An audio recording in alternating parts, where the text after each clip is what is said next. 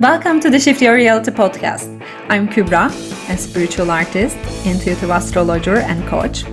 I channel paintings that help you hold space for your emotions, navigate them, and reconnect with your self-worth.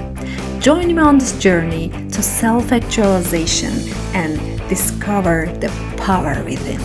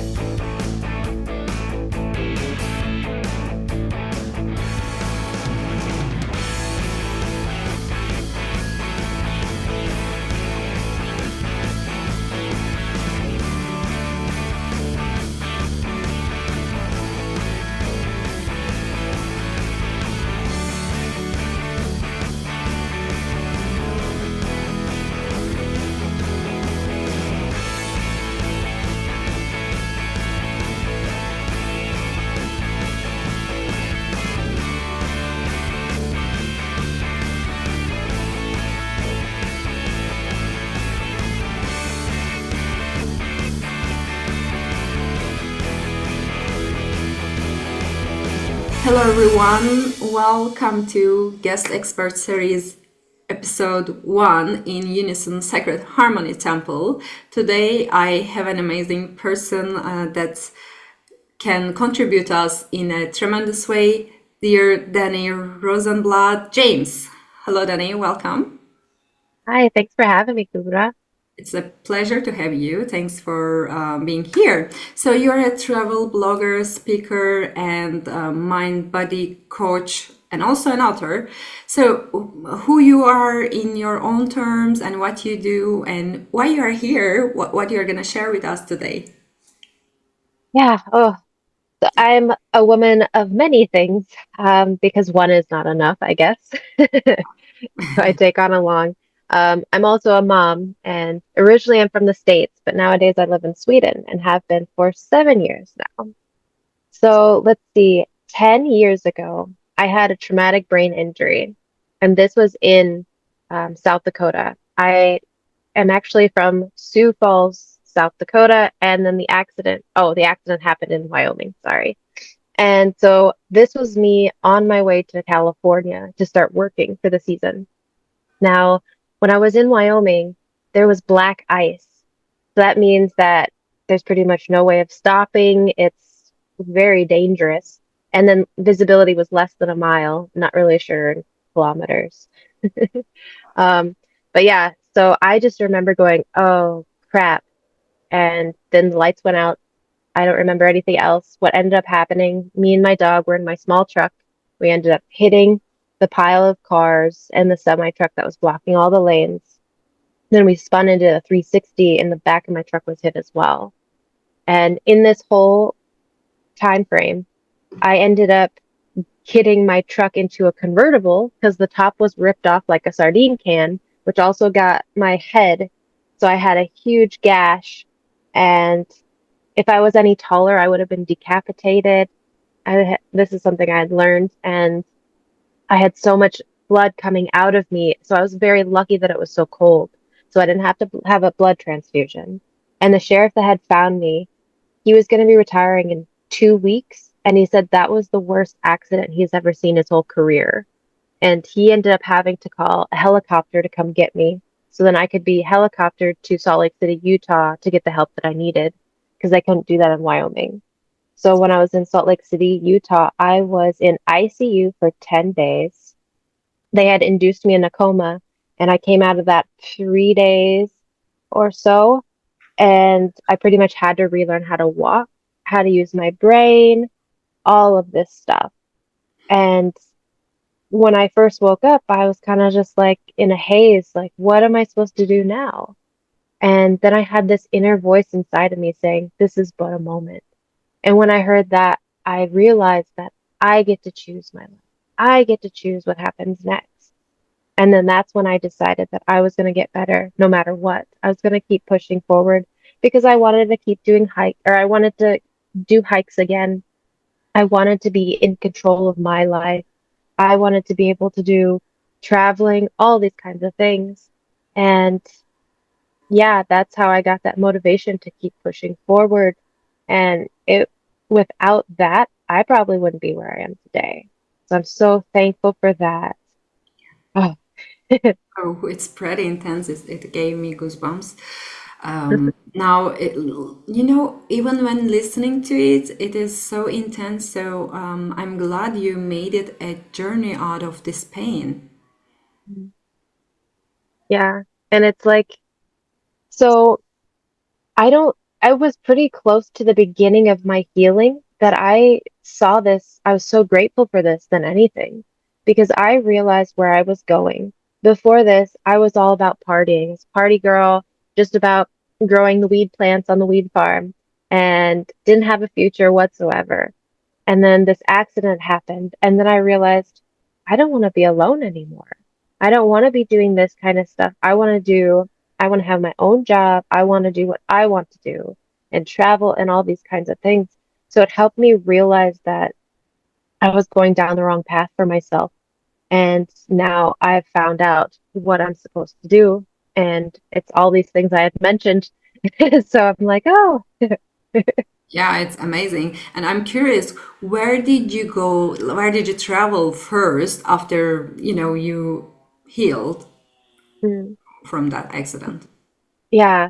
So it was actually I think less than a year before my accident that I went to Peru and Bolivia on my first solo trip to meet up with my guy friend. And then that's when I had that passion for traveling. And originally, that's when I started my travel blog, but it was more of a personal journal online.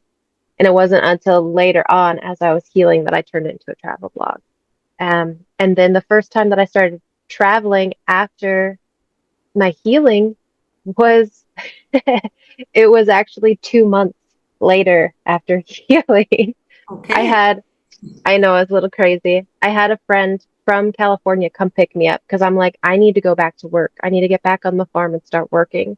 And this was a pole that I had, which I'm so thankful that I followed it because once I got around the plants, I felt so calm and relaxed and I felt healed. Like I felt I was getting healed. And I was also surrounded by nature. And before that, being in a hospital or around people that all knew what I had gone through, they kind of have that judgment or it's hard for them to see me being able to get better. So getting away from that situation and that atmosphere into nature and into a place where I can feel better and more connected, that's definitely what I needed at that time. Yeah. And I don't know if you had similar emotion, but I had a small accident. Now I'm a bionic woman with a plug in my wrist. It was not a big deal as much as yours, but it was big for me. So, for example, what I felt before the surgery, and after, of course, when doctors are coming and examining and if everything was good, I felt like an object, like not a real connection we made. Luckily, at the end of the surgery, there were this very nice doctor. I felt like we really connect in a way that we're supposed to. And but before, not feeling this connection with the people that are gonna open my arm and cut me into pieces, it was so stressful. So like before and after this kind of traumas, that like we really feel alone. At least I did, and this even though it was a small thing, it really created a difference in my life before and after. So I can't imagine how it could have changed your life. Well, I can imagine as I know what you do now.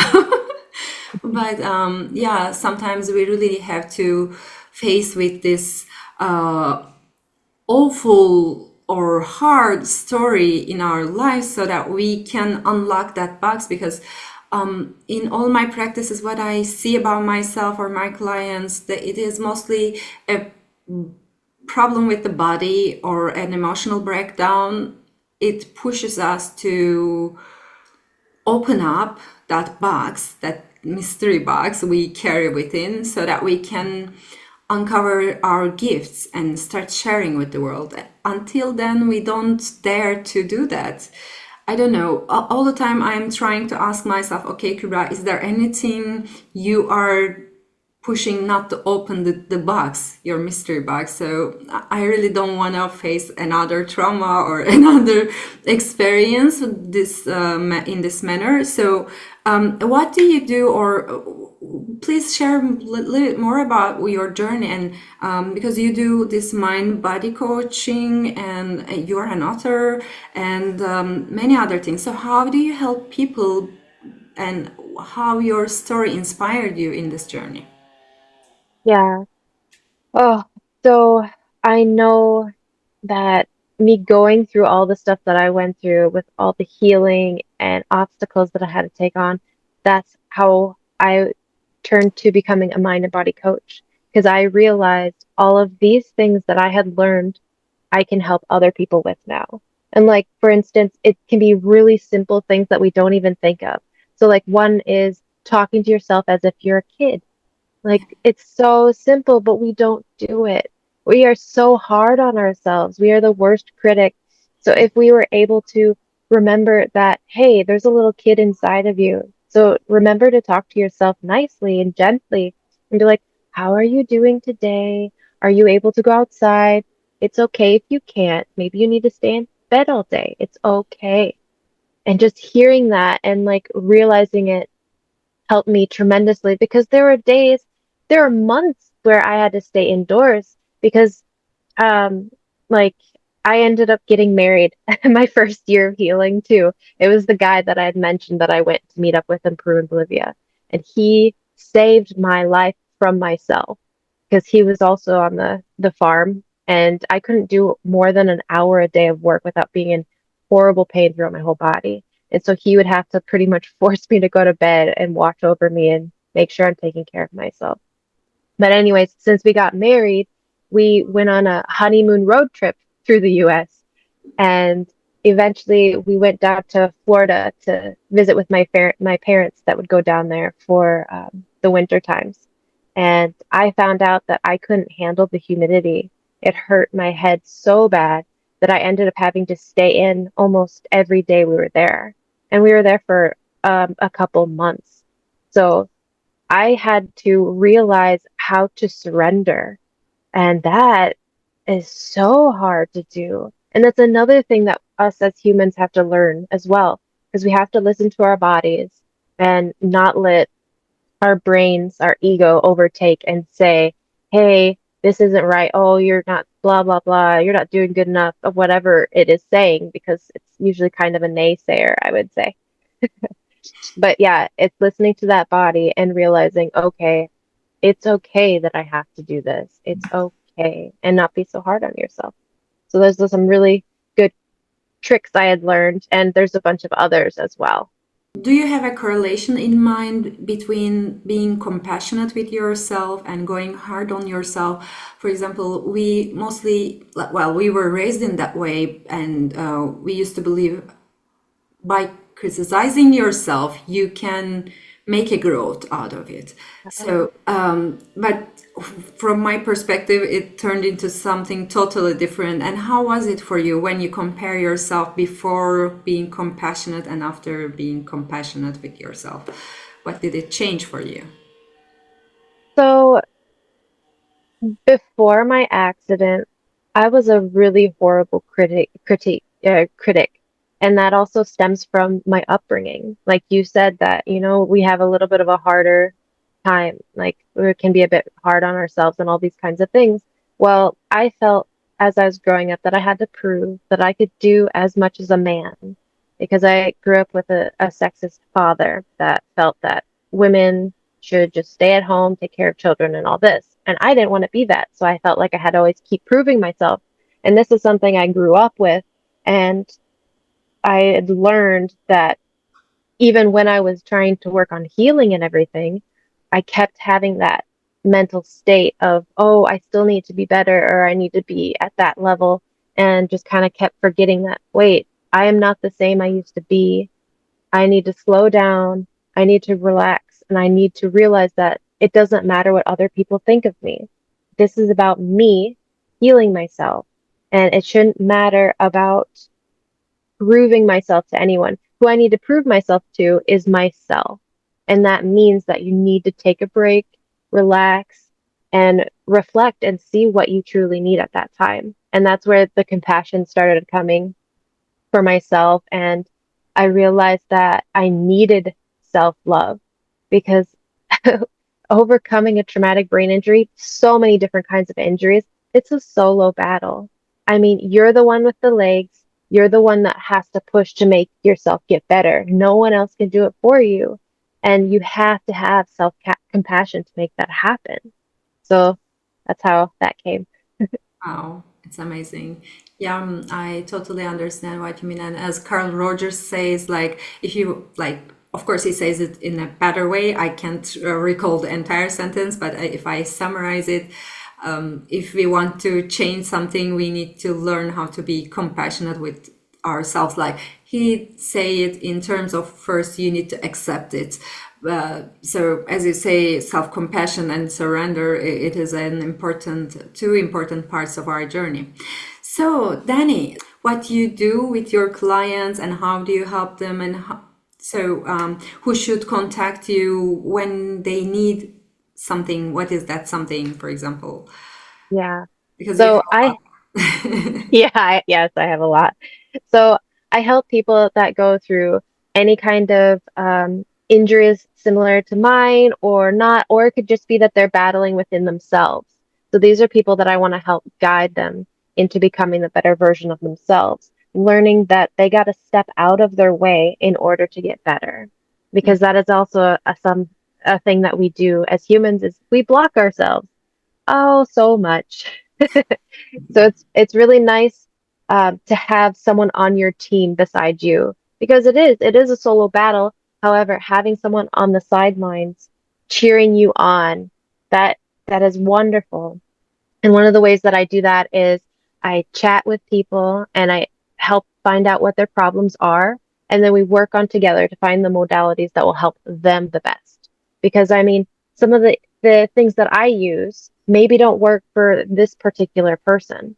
And Yeah. because everyone's so different, and everyone's minds and everything works completely different. So it's good to figure out with them and not be like, oh, you have to specifically stay with these modalities because I don't believe that's the best way. Yeah. Um, but yeah, that's how I do it. And then some of the modalities would be like there's the physical ones that would be like yoga. Um, mm, then there's mm, meditation. It's kind of like my go-to. Then I would say journaling is another good one. And gratitude. That's probably the most important of all. Definitely. But I loved your approach because for myself as well, I don't like trying to open all the doors with one key. I think, Mm. as you say, we all are special and unique, so we might need different solutions to solve the same problem. So, I also love meditation, gratitude journaling, and like, or this gratitude moments that I cultivate in my heart and so on. So, for example, when someone has a difficulty or have a trauma with physical problems, let's say, they contact you and then you start working with them. And how does it go exactly? Yeah, so I have like where I can do one-on-one um hour just to give the person an idea of how everything can go and not everyone maybe wants to do more than that because maybe their problem feels smaller, where then they feel like, oh, I can take on the rest by myself. Otherwise, I do like a 3 month one-on-one where I meet up with the person hourly and just to keep them updated, and then we can always extend it if they would like or not. But the time frame, those problems are maybe smaller than others, or it just clicks easier for them where they figure out, oh, these are the best ways for me, and I can now do this on my own. Thank you so much. So that, yeah, it really depends on the person. Yeah. And then usually when I have my one-on-one sessions, I break down, I help them break down their problems. And, when it's physical, that comes from within. It's like, yes, you were like, for me, I was hit by a car and, well, I hit cars, I should say. And then I had the impact and everything like that. However, so this happened for a reason, and it's probably because of my mind state, like where I was in my mindset. And then when I have the one-on-one with someone, this is something that we focus on, is what that stemmed from. And this could be something in the subconscious, this could be something from their childhood or whatever it is. So it's really good to recognize the problem and then accept it and then let it go. So it's not like we're just pushing it away into a closet or something. No, when you recognize it and you say, oh, I see you, and then you let it go, this helps release it. Amazing, amazing. So, you are also an author. Would you like to talk about a little bit your book and when it's coming and so on? All the Yeah, details. sure. So Curious. uh, I have a book coming, The Wandering Heart. Um, I kind of always forget the whole title. Yeah. Okay, The Wandering Heart, a tale of a misfit traveling in life's wilderness. So this book is loosely based on my traumatic brain injury. And the way I have this written is in first person. So a person that's reading it pretty much gets to experience everything I'm talking about, which it can be a little intense because that means that the reader gets to go through the traumatic brain injury accident with me. And then they also get to go through the healing process, and they get a taste of my past before the accident. And the reason that I do this is because I want them to see the person I was before and then the person as I'm healing. So then they get to realize how much of an effect that the traumatic brain injury had on me, good and bad. And then they also get to, at the end, learn some of the modalities and some of the things that I have learned from my whole healing process. Amazing. Looking forward Mhm. to read it. So, is there any particular advice you would like to share with people who are in the same position right now? Yeah, I would definitely have to say my one of my favorite quotes, and it's slow and steady wins the race. No. And it seems a bit strange, but it's like if someone's going through what I went through, you have to remember that it's not a race, or even if it is a race, slow and steady wins because it means you're not giving up on yourself. This is a process, and it will take as long as it needs to, or it will, like some people, they maybe are going through a situation and they end up healing within 2 weeks. And it maybe was something very intense, traumatic. And and then there are also people out there that it maybe takes 2, 3 years. So it really depends on the person. Yeah. And you can't get frustrated with yourself when this is happening because it's a healing time, it's healing process. And when you get all stressed out or impatient, then it's probably going to take longer. Yeah. Thank you. So before we wrap it up, is there anything you would like to add or like share with the audience or anything you would like to give them as an idea or freebie? Do you have anything? Yeah, I would say that you can have a 30-minute session with me for free. You just have to find me on misfitwanders.com, or find me on Instagram, Facebook, LinkedIn, and then that would all be Misfit Wanders. So we will put some of those links to the show notes, so you can reach dear Dani through there, and you can get your free 30 minutes chat. I'm sure you're gonna enjoy it. We well, from time to time we have chat with Dani, and it's always getting longer because I really love chatting with you. It's always like expensive energy wise. So thank you for being my very first guest in the Unison Sacred Harmony Temple. And thank you everyone for listening to us. If you have any questions, you can contact me or Dani, and you can share your thoughts in the community page. All right, have a lovely day.